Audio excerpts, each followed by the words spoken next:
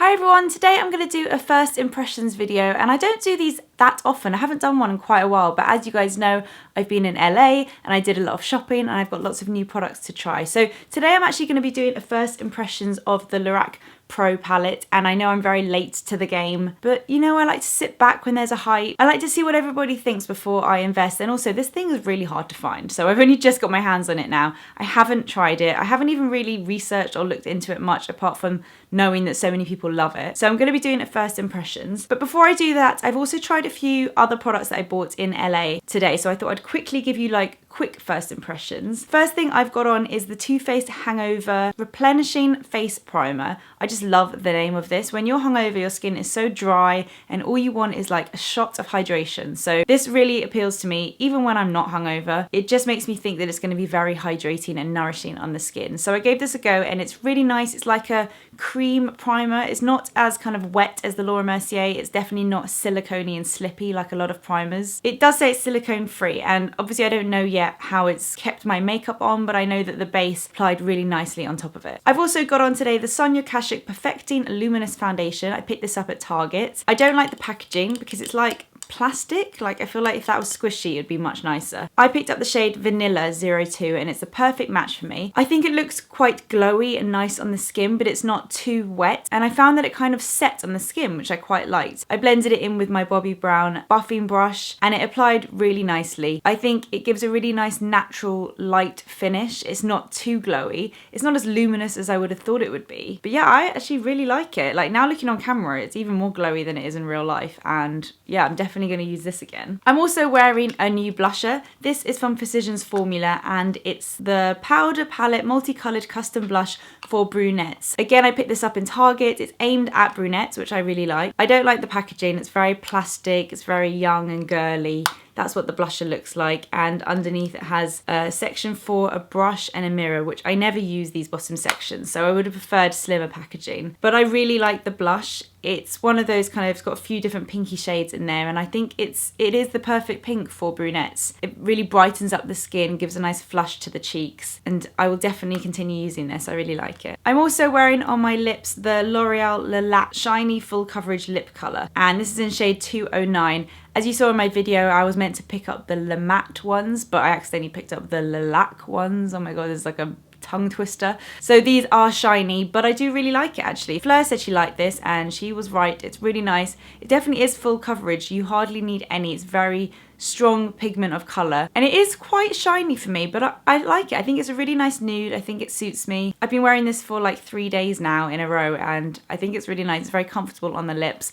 The only con I would say is that the smell is a bit like those L'Oreal lipsticks and it's a bit of a granny smell. I'm not sure. Actually, I don't know why I said it's a granny smell because my grandma smells amazing. So it's not a granny smell. It's like a stale, powdery, old vintage makeup smell. That's what it smells like. And I'm not a big fan, but I feel like it's not as bad as the lipsticks and I can deal with it because I really like it. Okay, so let's talk about the palette. And before I forget, this is, I'm gonna have to do it in dollars because that's the only way I can compare it to other things because I bought it in dollars. This is $42, I think, and I think in America the Urban Decay Naked palette is $54. So it's a little bit cheaper than the Urban Decay Naked. It comes in like matte packaging and I don't love matte because look, it's already grubby and I haven't even used it yet. But what I love about this is how thin it is. I mean, look how thin that is. It's absolutely crazy. It's so good for traveling. I always say that about products and then I never use them to travel with, but it really is so thin. And even if you're not traveling, just to store that, I mean, it's beautiful.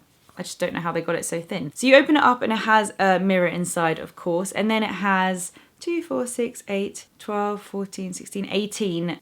Imagine if I counted that wrong. I'm really scared of my maths. 18 shades. Oh my god, it has 16 shades. I'm really not good at maths, like terrible with numbers. I think I have that like numerically dyslexic thing. Anyway, 16 shades. I really feel like I should recount that. The entire top row are matte eyeshadows and then the bottom row are shimmer eyeshadows. And as I said, I haven't done any research, so this is all just like my genuine first reactions. Oh, I like that you can fold the top back.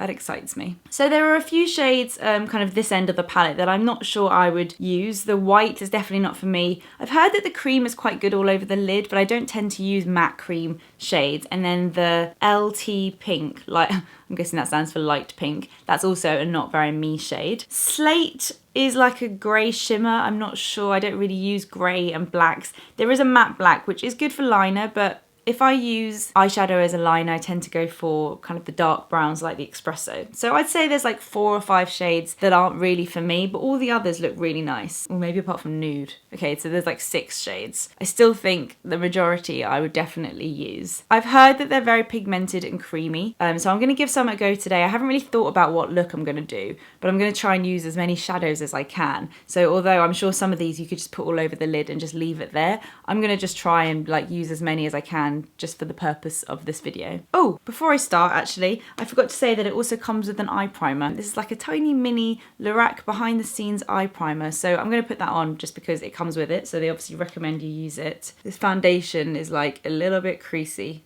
because I've already blended in my eyes already and it just creased again. So I'm just going to put a tiny bit on the lid. It's quite like a silicone-y eye primer. Quite light as well actually. I think this is a little bit light for me because it kind of, I like it when it's just skin colour, but this is a little bit lighter than my skin colour. Yeah, not my favourite eye primer. It's a little bit tacky as well, a little bit patchy. Not sure I'd use that again. Okay, so maybe just for the purpose of the video, although I don't normally do this, I'm going to start with, I might try that cream shadow and just put it, whoa, that is really pigmented. I just like tapped my brush and it went everywhere. This matte packaging is going to get messy.